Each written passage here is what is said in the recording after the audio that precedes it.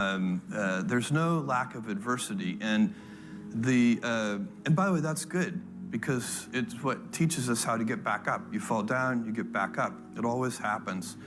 I guess my advice on adversity and success would be to be proud not of your gifts, but of your hard work and your choices.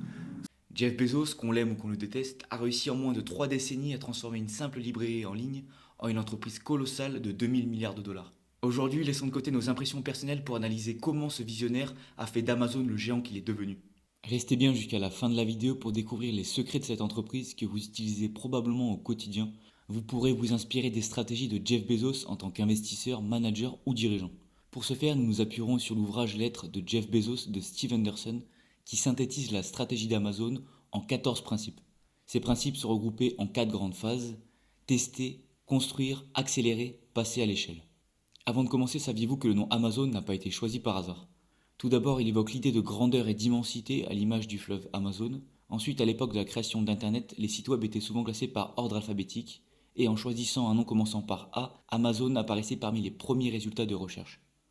Depuis la création de l'entreprise en 1994, Bezos avait une vision claire, comme en témoigne sa première lettre aux actionnaires. Cette lettre est le socle de la stratégie qu'Amazon a suivie au fil des années. Chaque année, Bezos termine ses lettres avec cette référence. Comme toujours, je joins à ce courrier une copie de notre lettre originale de 1997. Nous sommes toujours au Day One. Plongeons maintenant dans l'analyse de la stratégie d'Amazon et voyons comment nous pouvons nous en inspirer. Phase numéro 1, tester. Chez Amazon, le test est un mode de vie. Si quelque chose ne fonctionne pas, les salariés ne sont pas réprimandés mais encouragés à comprendre ce qui n'a pas fonctionné et à en tirer les leçons afin d'améliorer continuellement le fonctionnement de l'entreprise. Premier principe, encourager les échecs réussis. Les entreprises qui tentent des paris depuis le début, même des paris audacieux, mais qui ne menacent pas leur survie, l'emportent. L'expérimentation fait partie de tout processus de croissance et qui va de pair avec l'échec. C'est la gestion de l'échec et l'apprentissage des leçons qui en découlent qui fait la différence et a permis à Amazon de se développer. Dans le cas d'Amazon, 3 échecs réussis ont été marquants. Le premier, Amazon Auctions, était une place d'enchères pour concurrencer eBay. Cette première erreur a permis de mieux cerner le profil des clients de l'entreprise. La clientèle d'Amazon se dirigeait principalement sur la plateforme pour trouver un produit précis à un prix connu et au prix le plus bas. Et il ne voulait pas s'exposer à un système d'enchères en achetant un produit à prix variable comme c'était le cas sur la plateforme d'eBay. Le second échec réussi a été Z-Shops, permettant à des entreprises tiers de vendre leurs produits sur le site d'Amazon. Cela s'est transformé par l'apprentissage des erreurs en Amazon Marketplace, en rendant la recherche plus simple et ergonomique pour les utilisateurs. Le dernier et le plus gros échec est estimé à 178 millions de dollars avec le lancement de Fire Phone en 2014. C'était un téléphone conçu spécialement pour aider les achats sur la plateforme d'Amazon. L'entreprise a utilisé le retour d'expérience et le développement de cet appareil pour développer Echo, le haut-parleur intelligent, et Alexa, l'assistant personnel intelligent. Deuxième principe, parier sur les grandes idées. 3 grandes innovations ont amené Amazon à devenir une des entreprises des 7 magnifiques. Premièrement, la création de Marketplace, survenue après l'échec de Z-Shops, a marqué un tournant stratégique pour Amazon. Cette initiative innovante consistait à permettre la vente de produits par des tiers, qu'ils soient entreprises ou particuliers, sur la plateforme d'Amazon. Bien que cette idée ait suscité de nombreuses interrogations sur l'intérêt de promouvoir des vendeurs autres qu'Amazon, elle a permis à l'entreprise d'échanger la visibilité de sa plateforme contre 15% des revenus générés par ces vendeurs tiers. En 2018, par exemple, 58% des produits vendus sur Amazon provenaient de ces vendeurs, générant des milliards de dollars supplémentaires de profit et augmentant significativement le trafic sur la plateforme. Par la suite, la création d'Amazon Prime a introduit un système d'abonnement innovant qui a supprimé les frais de livraison récurrents et a réduit les délais de livraison à 2 jours. Au fil du temps, Amazon a enrichi ce service avec des offres supplémentaires comme une plateforme de streaming, de musique et un espace de stockage pour photos, justifiant ainsi des augmentations régulières des prix de l'abonnement. À une époque où cette idée était risquée, Amazon a osé prendre en charge les frais de transport pour les commandes supérieures à 25 $, éliminant ainsi un important frein pour les clients. En 2018, cette stratégie a coûté à Amazon pas moins de 27,7 milliards de dollars. Cependant, ce coup de génie a non seulement supprimé un élément de friction pour les clients, qui préféraient souvent les magasins physiques pour éviter les frais de livraison, mais il a également augmenté les dépenses annuelles des abonnés Prime. En 2018, par exemple, les membres d'Amazon Prime ont dépensé en moyenne 1400 $ par an, contre seulement 600 $ pour les clients non abonnés. Enfin, la nouvelle idée qui s'est révélée être une véritable vache à lait pour Amazon est AWS, Amazon Web Services. AWS offre une gamme complète de services d'infrastructure pour les entreprises, incluant le cloud computing, le stockage en ligne et la capacité de calcul. Initialement, ça avait été développé pour répondre aux besoins internes d'Amazon. Ce service a ensuite été proposé à des clients externes. Ce service repose sur un modèle économique innovant à l'époque de facturation à la demande. Vous payez uniquement pour ce que vous utilisez. Troisième principe, pratiquer l'invention et l'innovation dynamique. Je crois que nous sommes le meilleur endroit au monde pour échouer, or l'échec et l'invention sont des jumeaux inséparables. Cette citation résume ce troisième principe qui consiste à encourager la prise de risques intelligente, car le plus grand risque que courent la plupart des entreprises est aujourd'hui de ne pas prendre assez de risques. Avant de continuer, je t'invite à prendre quelques secondes pour t'abonner pour ne pas manquer les prochaines vidéos. Merci à toutes les personnes qui le feront. Et maintenant, retour à la vidéo et à la deuxième phase du plan stratégique d'Amazon. Phase numéro 2, construire. Chez Amazon, construire est le moyen de transformer des idées prometteuses en initiatives stables. L'entreprise s'assure que chaque investissement repose sur une compréhension approfondie des souhaits et des besoins réels de ses clients. Pour cela, elle se base sur le quatrième principe, être obsédé par le client. Si Amazon est ce qu'il est aujourd'hui, c'est avant tout grâce à ses clients et à leur satisfaction. Cette satisfaction, nommée obsession client au sein de l'entreprise, repose sur 3 piliers solides, des prix bas, le meilleur choix possible et une livraison à la fois rapide et pratique. La clé de ce succès réside dans l'élimination proactive des problèmes clients bien avant de penser à comment les résoudre. Cette obsession client pousse Amazon à sacrifier le profit à court terme pour fidéliser ses clients à long terme, illustrant ainsi le 5e principe de la stratégie d'Amazon, penser à long terme. Je plante mes glands en ayant conscience que je ne vivrai pas assez longtemps pour récolter les chênes. Cette citation symbolise parfaitement cette vision long terme d'Amazon. L'exemple parfait est la gratuité du frais de transport pour les commandes de ses clients. Amazon a préféré sacrifier son bénéfice à court terme en prenant en charge elle-même les frais de transport pour récolter à plus long terme les bénéfices de ce choix. C'est une philosophie à l'opposé de la philosophie de celle de Wall Street qui pense généralement à court terme. 6e principe, comprendre votre volant d'inertie. Un volant d'inertie, c'est une roue incroyablement lourde qui nécessite un effort énorme. Continuez à le pousser et il finit par se mettre à tourner tout seul et à générer son propre élan. Et c'est alors qu'une bonne entreprise se met à exceller.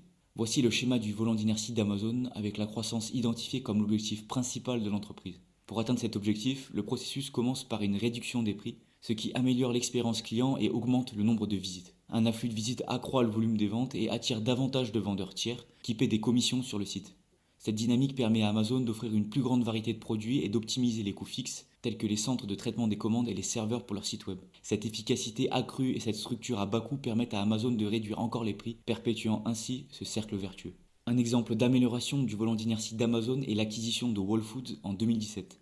Whole Foods, une entreprise de distribution alimentaire avec des magasins physiques, a permis à Amazon d'élargir son offre de produits et de créer des synergies avec les chaînes d'approvisionnement et de distribution des deux entreprises. Cette acquisition a amélioré l'expérience client en offrant davantage de choix et en permettant à ceux qui ne souhaitent pas recevoir de colis chez eux de les récupérer directement dans les magasins Whole Foods. Si ce type de contenu t'intéresse, je t'invite à aller voir cette vidéo qui doit s'afficher par ici. Revenons maintenant à la 3e phase du plan de croissance d'Amazon. Phase numéro 3, accélérer. Pour Amazon, après avoir testé et construit une initiative, l'entreprise va accélérer son déploiement pour faire progresser une initiative prouvée et ciblée. Pour réussir cela, elle se base sur le 7e principe, générer des décisions à haute vélocité. Si vous savez corriger le tir, se tromper peut s'avérer moins coûteux que vous ne le pensez, alors que la lenteur vous coûtera cher à coup sûr. Jeff Bezos classe les décisions en 2 catégories, les décisions de type 1, généralement des décisions stratégiques, qui sont des décisions majeures avec des conséquences lourdes et irréversibles. En revanche, les décisions de type 2, généralement des décisions plus opérationnelles, sont modifiables ou réversibles et ne sont pas critiques pour l'entreprise. Une erreur courante pour une entreprise avec une certaine taille est de considérer que toutes les décisions relèvent du type 1. Cela peut entraîner une perte de temps et réduire la rapidité d'exécution, impactant ainsi la dynamique de l'entreprise. L'idée est donc de prendre des décisions rapidement pour les décisions de type 2, même avec seulement 70% des informations. Même une mauvaise décision, si elle est rapidement identifiée et corrigée, s'avérera moins coûteuse que la lenteur. 8e principe, simplifier la complexité. Chaque fois que l'on simplifie quelque chose et que l'on restreint les contraintes, la demande augmente. Un premier exemple illustrant ce principe est l'outil Kindle qui offre une bibliothèque numérique en ligne permettant aux utilisateurs de stocker et d'accéder à des milliers de livres en un seul appareil léger et pratique. En supprimant les obstacles traditionnels liés à l'achat, au transport et au stockage des livres papier et en facilitant la prise de notes, Amazon a rendu la lecture plus accessible et pratique. Cette idée innovante renvoie au 2e principe illustrant comment la simplification crée une nouvelle demande chez les clients.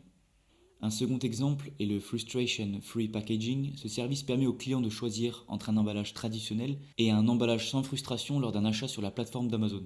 A l'origine, les fabricants conçoivent l'emballage de leurs produits pour se distinguer parmi des centaines d'autres sur les rayons des magasins physiques. Amazon a réalisé que ce type d'emballage n'a aucune utilité pour ceux qui souhaitent simplement se faire livrer leur article à domicile. En offrant un emballage plus simple à ouvrir, Amazon atténue une source de contrariété et de complexité pour le client, rendant ainsi l'expérience d'achat plus agréable et fluide. Un 3e exemple est Amazon Go, un magasin qui enlève la friction du client dans les magasins physiques en éliminant l'attente en caisse.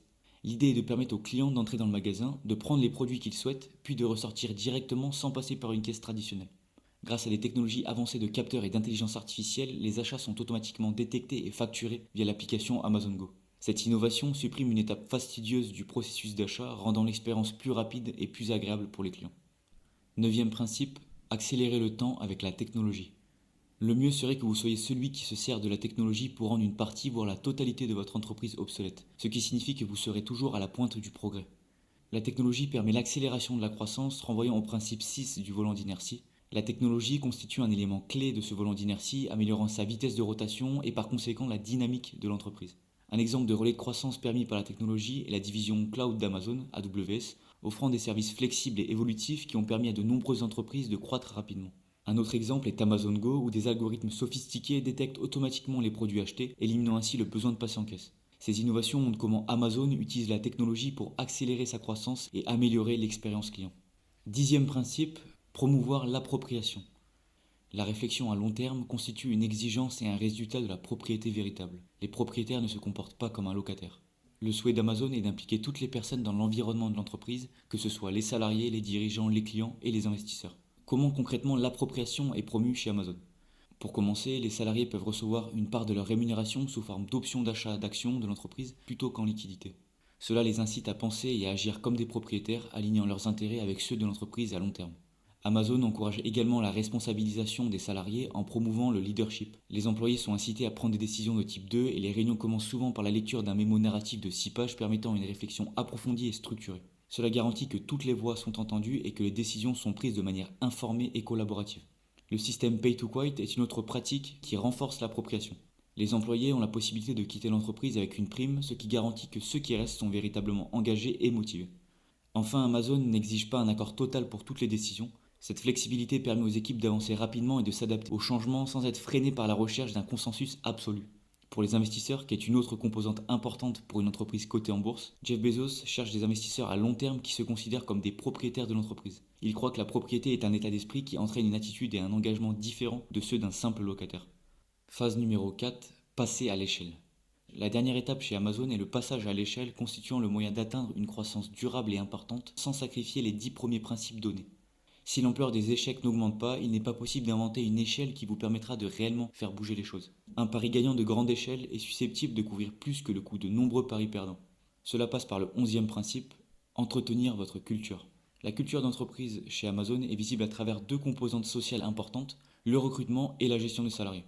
Sur ces points, l'entreprise innove également et c'est ce que Bezos nomme innovation interne, visible à travers 3 exemples. Le premier, Career Choice, ce programme permet aux salariés de financer des formations jusqu'à hauteur de 95% par Amazon pour développer de nouvelles compétences, que ces compétences soient ou non pertinentes pour une évolution de carrière au sein de l'entreprise. Ensuite, Pay to Quit, ce programme contre-intuitif offre $2000 la première année et jusqu'à $5000 la 4e année pour les salariés souhaitant quitter l'entreprise. Bezos explique qu'à long terme, un employé qui reste là où il n'a pas envie d'être n'est pas sain pour lui ni pour l'entreprise. Enfin, un Virtual Contact Center mis en place dès 2013 est un dispositif de télétravail qui permet à certaines activités éligibles de l'entreprise de fonctionner de manière flexible.